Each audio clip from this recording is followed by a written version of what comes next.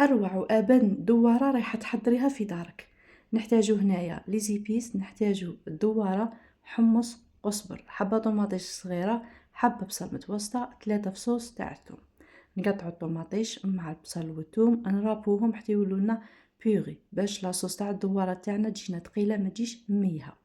نزيدو معاها كركم، فلفلة حمرا، الحرور، كمون والملح. نجيبو طاجين نديرو عليه شوية نتاع زيت ونقلو فيه هاد البصل والطوماطيش مع لي زيبيس ونخلوهم يرفدو القلية. هنايا كي يتقلاو لنا شوية نزيدو عليهم الدوارة. هنا الدوارة راني مغليتها راهي طايبة نص طياب. سما نزيدها تتقلى معاهم تدي غير الغلية ونزيد عليها الحمص. الحمص تاني راني مطيباته راه طايب.